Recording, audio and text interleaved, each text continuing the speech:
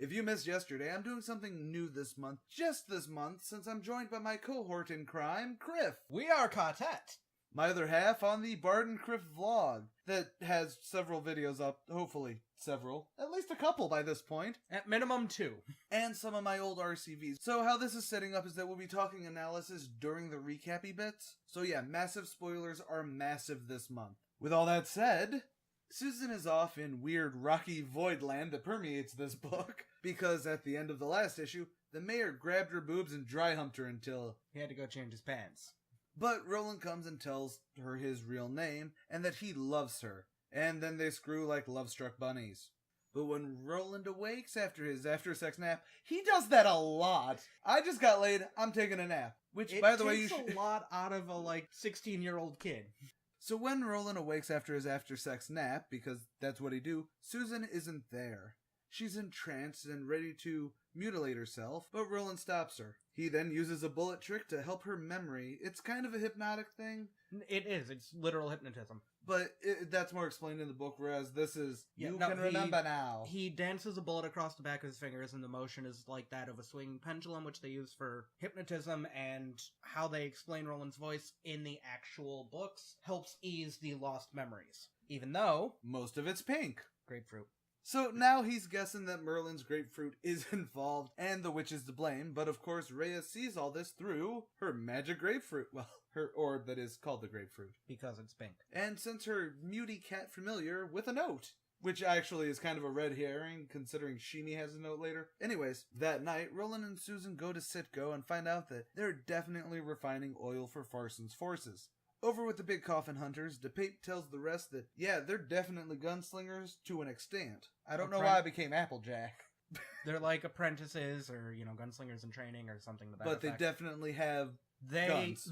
They come from a land of guns. They come from the land of revolvers. And they may or may not have said guns with them.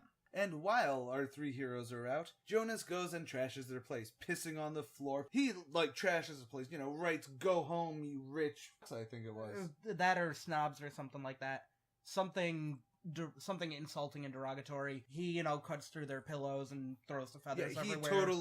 He trashes the place so bad that when they come back, Cuthbert is just ready to blow his damn head off. But Roland's like, no, we can't do this, we can't falter, we have a mission. Thinking Roland is weakened by love. That would be the best way to put it. Over with Martin. Martin appears to tell Latigo, haha, I got his name right, that it's time to march to Hanging Rock. Yes, Hanging Rock, where the tanks are. And while brooding, Cuthbert realizes that he's missing Lookout, the rook head he wears around his neck. It's basically a crook. He's missing his signature thing. I think that's where we can keep, we know it's his, everyone knows it's his. But guess what? Eldred Jonas finds it over by the tankers at Citgo. Lookout was looking out while Roland and Susan were doing their thing. Now the baddies know that the gunslingers know about the oil derricks and everything like that. So, that's the end of that issue. And we roll directly into issue 6, which is going to be the start of the big climax. Yep. Issue 6 starts with Shimi, the mentally handicapped boy from before, giving Cuthbert a sealed envelope. He was told to do it, and he doesn't know any better. It was to break up the quartet. Oh, okay. And she had the cat bring it to Shimi because she knew Shimi could get close to Cuthbert without him getting Well, no, remember the worried. cat... The cat sent to the inn that she needed more booze. So then Shimi went to her to give her the booze. And then she gave him the note to give to... Oddly enough, Cuthbert. It is something that they could have totally cut out and made it, They could have mentioned it in passing that, But the other part of it is, in the actual books, Rhea tries to hypnotize him to have him kill himself after. Oh, yeah. But because Shimi's because he's a bit slow, it doesn't work on him. Meanwhile, Latigo arrives in Hanbury, and Eldridge Jonah realizes them's have an easy out, since, hey, they can murder the mayor and blame Cuthbert using the rook skull. Right, leaving it at the scene of the crime, so... To frame him, yeah. Bert goes back to the house with his friends with the note. He takes Roland outside and punches him, repeatedly. Not just, joking punches, he wants to break bones. bones. Is... If I had a gun, I would blow your brains out. I think that's actually kind of how it's described. He's that angry that...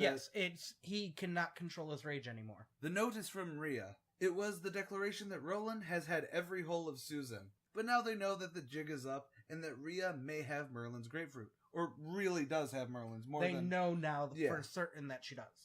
That night, our heroes, including Susan and Shimi, meet up to talk about their plan. They've got nothing else to do but try to sabotage, the Citgo and do what they can. And with now about 200 of Farson's men around, it's going to get messy, but they still need to be smart. But that comes later. The thing of it is, in the book, they plan it where they're going to make it a nighttime ambush, because under the cover of darkness, they have it a little bit better off. And they're not going to do it that immediate night because, they want to make sure they can catch them in the element of surprise. Doing it the same day they show up, they're going to be on high alert. Right. But DePape goes and kills the mayor. So that day, Robert and Elaine are locked up. They won't let them out, no.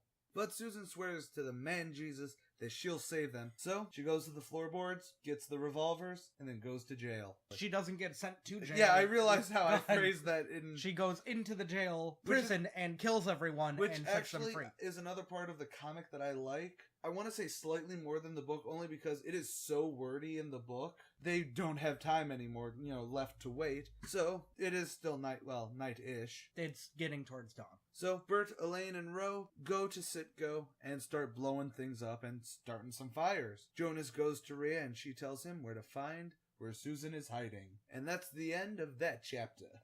I think the biggest thing that I liked about this is that in the book, when action is, this is feeling pressing, the quicker pace of the comic does play into it more. While there is more emotional weight, especially when Roland and Susan screw or when Susan saves them from jail, because there's this real, it's 5 pages of her going, I knew this boy, here's a quick backstory between them, before she literally turns around and goes, I just paid for my love with my soul. Right, but the other part of it is, in the books, you get the moral dilemma from Susan. Well, technically you get it in this, but it's a panel, and then it's... Yeah, but you get, okay, am I really going to do this? Am I really able to do this? Yeah, do no, I that's love what I this mean. man this much? Can I do this? And then the first guard she kills, she shoots from behind. So he doesn't even see it coming, but, in the book, you get 3 or 4 sentences of her with the gun leveled on his head and battling herself to pull the trigger. I'm just saying that it's a lot more action-oriented, because comics are visual as well as... Right. So anyways, that is all until tomorrow, where we cover the last issue, and then just an overall on the Gunslinger Born miniseries. See you tomorrow, Inklings!